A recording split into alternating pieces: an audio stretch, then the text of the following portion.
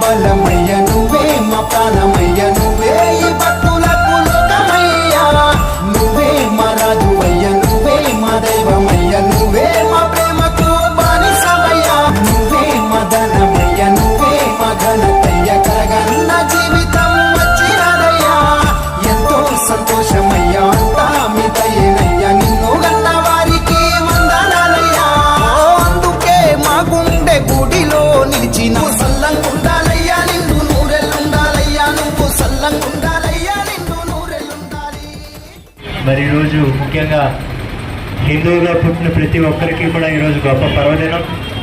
మరి ఆంజనేయ స్వామి వారి యొక్క జయంతి, ఆంజనేయ స్వామి అవతరించినటువంటి గొప్ప సందర్భం కాబట్టి మరి ఈరోజు చక్కగా మన నెల్లిమర్లలో మరి ఇక్కడ జయంతి ఉత్సవాలు చేసుకోవడం అందరికీ కూడా చాలా మంచిది. అయితే ఆంజనేయుడు అంటే నిస్వార్థత అనేటువంటి దానికి రూపం ఏది అని అంటే ఆంజనేయ స్వామి.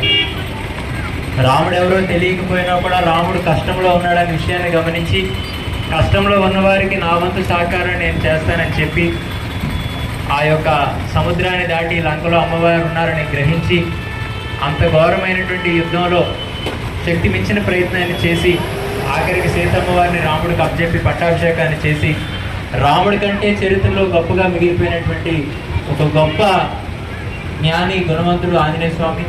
మరి అటువంటి ఆంజనేయ స్వామి సేవలు మనందరూ చేసుకోవడం కూడా చాలా గొప్పది. మనందరికీ కూడా మంచి అవకాశం అని తెలియజేస్తూ మరి ఈ సేవల్లో ఎవరైతే పాల్గొన్నారో వారందరికీ కూడా ఆంజనేయ స్వామి యొక్క పరిపూర్ణమైనటువంటి అనుగ్రహం కలగాలి అని ప్రార్థన చేస్తూ మరి కమిటీ వారందరికీ కూడా ప్రత్యేకమైనటువంటి అభినందనలు తెలియజేస్తూ మీ అందరి ముందు సెలవు తీసుకుంటూ జై హింద్.